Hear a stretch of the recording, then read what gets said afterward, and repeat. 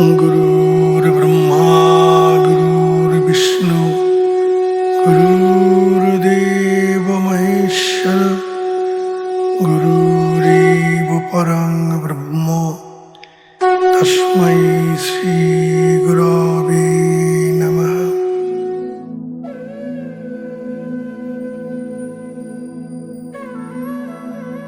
জয় গুরু।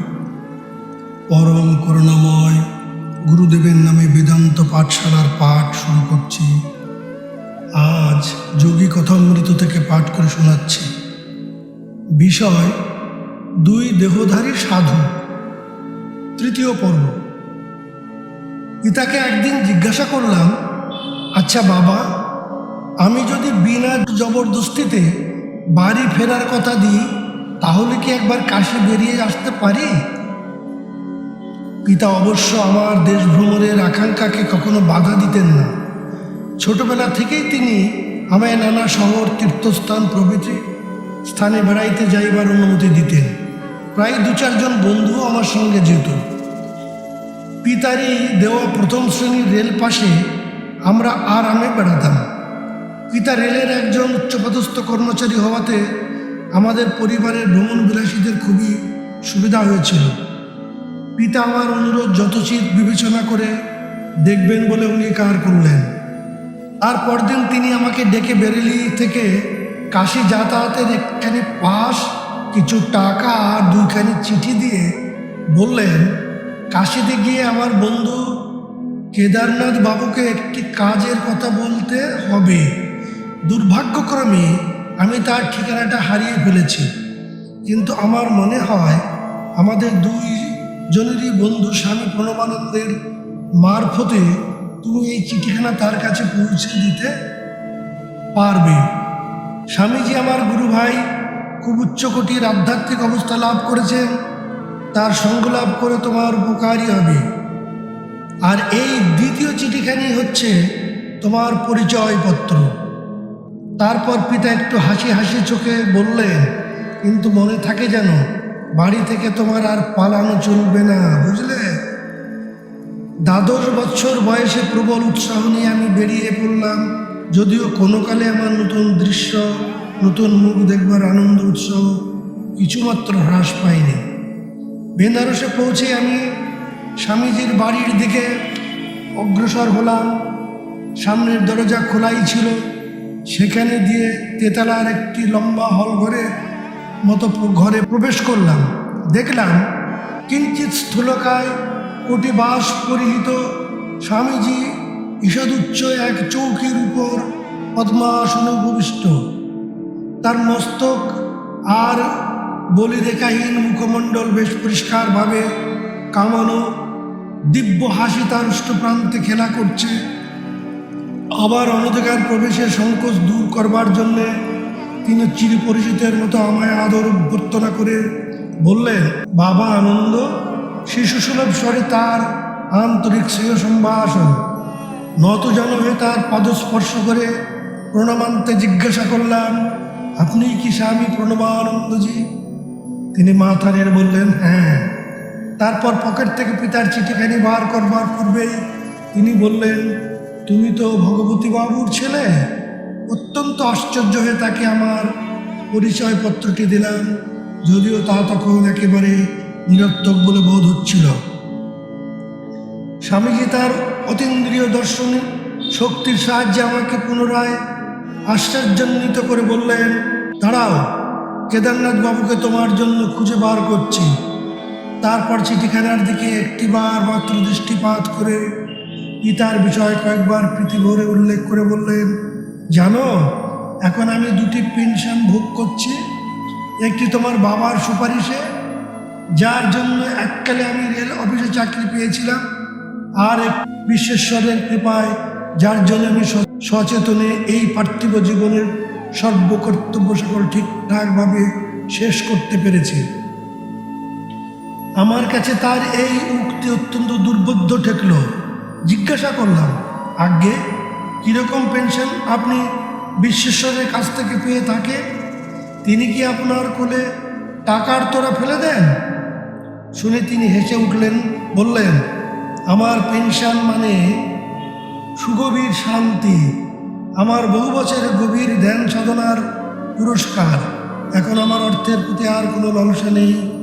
আমার সাংসারিক প্রয়োজন অতি অল্পই, তাও পর্যাপ্তভাবেই মিটে যায়। এখন নয়, পরে তুমি দ্বিতীয় পেনশনের মানে বুঝতে পারবে। হঠাৎ কথাবার্তা বন্ধ করে দিয়ে স্বামীজি গম্ভীর ও নিস্পন্দ হয়ে পড়লেন। একটা গূঢ় ও রহস্যময় ভাব যেন তাকে ঘিরে ধরল। প্রথমে তার চোখ দুটি অত্যন্ত উজ্জ্বল হয়ে উঠল, যেন দূরে আগ্রহোদ্দীপক কোনো কিছু দেখছেন। তারপরে তা নিষ্প্রভ হয়ে পড়ল। আমি তার বাক স্বল্পতাতে একটু যেন অপ্রতিভ হয়ে পড়লাম। এখনো পর্যন্ত তিনি কিন্তু আমায় এমন কিছু বলেননি যাতে করে পিতার বন্ধুর সঙ্গে আমার সাক্ষাৎ হতে পারে। ঈষৎ চঞ্চল হয়ে আমি ওই ঘরের চারিদিকে চেয়ে দেখলাম। ঘরে আমরা দুজন ছাড়া আর কেউই নেই। আমার অলস দৃষ্টি তক্তপোষের নিচে তার খরমজোড়ার উপর গিয়ে নিবদ্ধ হলো। বললেন, ছোট মহাশয়, কিছু ভেবো না। তুমি যাকে দেখতে চাও তিনি আধ ঘন্টার মধ্যেই তোমার কাছে এসে হাজির হবেন।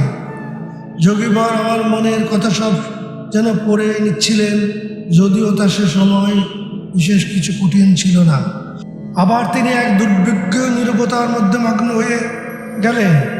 ঘড়িতে দেখলাম তখন আধ ঘন্টাখানেক মাত্র কেটেছে। স্বামীজি জেগে উঠে বললেন, কেদারবাবু বুঝি দরজার কাছে এলেন? সিঁড়ি দিয়ে কেউ যেন উপরে উঠে আসছে শুনতে পেলাম। একটা অদ্ভুত আত্মবিশ্বাসের ভাব হঠাৎ মনের মধ্যে উদিত হলো। বিক্ষিপ্ত চিন্তা সকল মনের মধ্যে বিশৃঙ্খলভাবে ধাবিত হতে লাগলো। ভাবলাম, লোক না পাঠিয়ে পিতার বন্ধুকে এখানে কেমন করে ডেকে আনা সম্ভব হলো? আমার আসার পর স্বামীজি তো আমি ছাড়া আর কাউকে কোনো কথাই বলেননি। কিছু না বলে সেই ঘর ছেড়ে সিঁড়ি বেয়ে নেমে এলাম। মাঝপথে এক ক্ষীণ দেহ গৌরবর্ণ মধ্যাকৃতি ভদ্রলোকের সঙ্গে দেখা হলো। দেখে বোধ হলো অতি দ্রুত বেগেই তিনি এসেছেন। আপনি কি কেদারবাবু? উত্তেজনায় আমার স্বর তখন কাঁপছে। তিনি সস্নে হেসে বললেন, হ্যাঁ, তুমি বুঝি ভগবতী বাবুর ছেলে? আমার সঙ্গে দেখা করবার জন্য এখানে অপেক্ষা করছো? আজ্ঞে হ্যাঁ, কিন্তু মহাশয়, আপনি এখানে এলেন কি করে? তার রহস্যময় উপস্থিতিতে আমি একেবারে হতবুদ্ধি হয়ে গিয়েছিলাম। তিনি তখন বলতে লাগলেন, আজ দেখছি যা ঘটেছে সবই অদ্ভুত। ঘন্টা কানেক হয়নি, গঙ্গায় সবেমাত্র স্নানটি সেরে উঠেছি। এমন সময় স্বামী প্রণবানন্দজি আমার কাছে গিয়ে উপস্থিত। আমি তো কল্পনাই করতে পারিনি আমি যে তখন সেখানে থাকবো, তা তিনি জানলেন কেমন করে? প্রণবানন্দজি বললেন, ভগবতী বাবুর ছেলে তোমার জন্য আমার ঘরে অপেক্ষা করছে, সঙ্গে আসবে নাকি? আমি সানন্দে রাজি হলাম। হাত ধরাধরি করে চলেছি, খরম পাই, কিন্তু স্বামীজি আমায় অবাক করে এগিয়ে চললেন, যদিও পায়ে আমার তখন এই মজবুত জুতা জোড়াটা পড়া। প্রণবানন্দজি হঠাৎ দাঁড়িয়ে পড়ে জিজ্ঞাসা করলেন, আমার ওখানে পৌঁছতে তোমার কতক্ষণ লাগবে? প্রায় আধ ঘন্টা। আমার এখন একটু কাজ আছে বলে তিনি একটি রহস্যময় দৃষ্টি নিক্ষেপ করে বললেন, তোমায় ফেলে আমায় এখন এগোতে হবে। তুমি আমার বাড়িতে এসো, সেখানে ভগবতী বাবুর ছেলে আর আমি তোমার জন্য অপেক্ষা করছি। আমি কোনো আপত্তি তোলবার আগেই তিনি তাড়াতাড়ি আমাকে ছাড়িয়ে এগিয়ে ভিড়ের মধ্যে একেবারে অদৃশ্য হয়ে গেলেন। আমি তারপর এখানে যত শিগগির সম্ভব চলে এসেছি। এই কৈফিয়তে আমি তো আরও হতবুদ্ধি হয়ে গেলাম। জিজ্ঞাসা করলাম, তিনি স্বামীজিকে কতদিন ধরে জানেন? বলেন, গত বছর বার কতক দেখা হয়েছিল মাত্র, সম্প্রতি নয়। যাই হোক, স্নানের ঘাটে তাকে আজ আবার দেখতে পেয়ে ভারী আনন্দ হলো। শুনে বললাম, আমি তো নিজের কানকেই বিশ্বাস করতে পারছি না। আমার কি মাথা খারাপ হয়ে যাচ্ছে? আপনি কি তাকে স্বপ্নে দেখেছিলেন, নাকি সত্যি সত্যি তাকে চাক্ষুষ করেছিলেন? তার হাত ধরে ছিলেন, তার পায়ে শব্দ শুনতে পেয়েছিলেন। তিনি এবার রেগে উঠে বললেন, তুমি কি বলতে চাইছো তা বুঝতে পারছি না। তোমার কাছে মিথ্যা বলছি না তা জেনো। আর এও কি তুমি বুঝতে পারছো না যে একমাত্র স্বামীজি মারফত না হলে আমি কি কখনো জানতে পারতাম যে তুমি আমার জন্য এখানে অপেক্ষা করছো? কি আশ্চর্য! উনি মানে স্বামী প্রণবানন্দজি কিন্তু আমার এখানে ঘণ্টাখানেক আগে আসবার পর থেকে এক মুহূর্তের জন্য কোথাও নড়েননি বা আমার চোখের আড়ালেও হননি। বলে তো আমি সব ব্যাপারটা এবং স্বামীজির সঙ্গে আমার যাবতীয় কথাবার্তা তাকে বললাম। তিনি চক্ষু বিস্ফারিত করে বললেন, হ্যাঁ, আমরা কি এই মর্তে বাস করছি না স্বপ্নে দেখছি? জীবনে এমন অলৌকিক ঘটনা দেখব বলে তো কখনো কল্পনাই করিনি। ভেবেছিলাম স্বামীজি নিতান্তই একজন সাধারণ গোছের মানুষ মাত্র। এখন দেখতে পাচ্ছি যে তিনি অন্য একটি স্বতন্ত্র দেহ ধারণ করতে আর তা দিয়ে কাজও করতে পারতেন। দুজনে আমরা স্বামীজির ঘরে প্রবেশ করলাম। কেদারনাথ বাবু তক্তপোষের তলায় খরম জোড়াটির দিকে অঙ্গুলি নির্দেশ করলেন। তারপর ফিসফিস করে বললেন, দেখো দেখো, ওই খরম জোড়াটাই পরে তিনি ঘাটে গিয়েছিলেন, আর এখন ওকে যেন দেখছি ঠিক তেমনি একটি কুপিন তার পড়া ছিল। কেদারনাথ বাবু তার সামনে এসে প্রণাম করতেই তিনি একটু হেয়ালির হাসি এসে আমায় বললেন, তোমাদের এতে অবাক হয়ে যাবার কি আছে বলো তো? সত্যিকারের যোগীদের কাছে প্রত্যক্ষ আর অপ্রত্যক্ষ জগতের মধ্যে সূক্ষ্ম ঐক্যের সম্বন্ধ কিছুমাত্র লুকোনো থাকে না। আমি এখান থেকে মুহূর্ত মধ্যে সুদূর কলকাতায় গিয়ে আমার শিষ্যদের সঙ্গে সাক্ষাৎ করে কথাবার্তা বলে আসতে পারি, আর তারাও তেমনি একইভাবে সব রকম বড় জড় বাধা অতিক্রম করতে পারে। সম্ভবত স্বামীজি আমার নবীন হৃদয়ে আধ্যাত্মিক উদ্দীপনা জাগিয়ে তুলবার জন্যই তার যোগ বলে দূরদর্শন আর দূরশ্রবণের শক্তির বিষয় অনুগ্রহ করে প্রকাশ করে বলছিলেন। কিন্তু উৎসাহবোধের পরিবর্তে আমার ভক্তির সঙ্গে ভয়ের সঞ্চার হলো, যেহেতু আমার ভাগ্যে লেখা ছিল যে আমার ঈশ্বর লাভের সাধনায় সহায় হবেন এক বিশেষ গুরু, শ্রীযুক্তেশ্বর গিরিজি মহারাজ। তার দর্শন লাভ আমার তখনও ঘটেনি। সেই হেতু প্রণবানন্দজিকে গুরুরূপে বরণ করতে আমার তখন মনে অনুরূপ ইচ্ছার উদয় হয়নি। আমি সন্দিগ্ধ নয়নে তার দিকে চেয়ে দেখলাম আর ভাবলাম, সত্য সত্যই তিনি স্বয়ং নাকি তার প্রতিরূপ আমার সামনে বসে রয়েছে। স্বামীজি তার মর্মস্পর্শী দৃষ্টিতে আমার দিকে চেয়ে দেখে তার গুরুর বিষয়ে উদ্দীপনাময় বিবরণ দিয়ে আমার অস্বস্তি দূর করবার চেষ্টায় বললেন, লাহিড়ী মহাশয়ের চেয়ে উত্তম যোগী আমি আর দেখিনি। তিনি নরদেহে দেবতা। ভাবলাম, শিষ্যই যদি কিছুমাত্র একটি স্বতন্ত্র রক্তমাংসের দেহ ধারণ করতে পারে, তবে তার গুরুর কাছে অলৌকিক ব্যাপার সত্যিই কি কোনো সীমা পরিসীমা থাকতে পারে? তিনি বলতে লাগলেন, গুরুর কৃপা যে কি অমূল্য তার তোমায় কিভাবে বলবো। তার জন্য তার অন্য একটি শিষ্যের সঙ্গে আমি রোজ রাত্রে ধ্যানে বসতাম। ধ্যান চলত 8 ঘন্টা ধরে। দিনের বেলায় রেল অফিসে আমরা কাজ করতাম। কেরারির কাজে আমার অসুবিধা হয় দেখে আমি সব সময়টাই ভগবত চিন্তায় অতিবাহিত করব বলে মনস্থ করলাম। 8 বছর ধরে খুব অধ্যবসায়ের সঙ্গে অর্ধেক রাত পর্যন্ত ধ্যান করতাম। ফল পেলাম অদ্ভুত। বিরাট আধ্যাত্মিক অনুভূতিতে মন উদ্ভাসিত হয়ে উঠল। তবু সেই অখণ্ড সচ্চিদানন্দ আর আমার মাঝখানে বরাবরই একটা ছোট্ট আড়াল বয়ে গেল। এমনকি অতিমানবিক চেষ্টার পরও দেখলাম যে সাযুজ্য লাভ আর আমার অদৃষ্টে ঘটে উঠল না। একদিন সন্ধ্যাবেলা লাহিড়ী মহাশয়ের সঙ্গে দেখা করে তার দৈবিক কৃপা প্রার্থনা করলাম। সুনির্বন্ধ অনুরোধ আমার সারা রাত ধরেই চলল। বললাম, গুরুদেবতা, ঈশ্বর লাভের আকাঙ্ক্ষায় মনের যন্ত্রণা এত বেশি হয়ে দাঁড়িয়েছে যে সেই প্রাণের ঠাকুরকে চোখের সামনে দেখতে না পেয়ে আমি আর বাঁচতে পারবো না। বললেন, তা আমি তার কি করব বলো? তুমি আরও এক মনে ধ্যান করো। বললাম, তোমার চরণে নিবেদন করছি, হে মহাগুরু ভগবান, তুমি যে জড়দেহে আমার সামনে বর্তমান, এই আশীর্বাদ করো ঠাকুর, যেন তোমাকেই আমি আমার অনাদি অনন্ত রূপ দেখতে পাই। লাহিড়ী মশাই প্রসন্ন ভাই অভয় হস্ত প্রসারিত করে বললেন, যাও এখন ধ্যান করো গিয়ে। তোমার কথা আমি ব্রহ্মের কাছে জানিয়েছি। অপরিমেয় উচ্চ ভাব অনুভূতি নিয়ে বাড়ি ফিরে এলাম। ধ্যানে বসে সেই রাত্রে আমি সারা জীবন ব্যাপী সাধনার চরম সিদ্ধি লাভ করলাম। এখন আমি আধ্যাত্মিক সাধনার নিরবিচ্ছিন্ন পেনশন ভোগ করছি।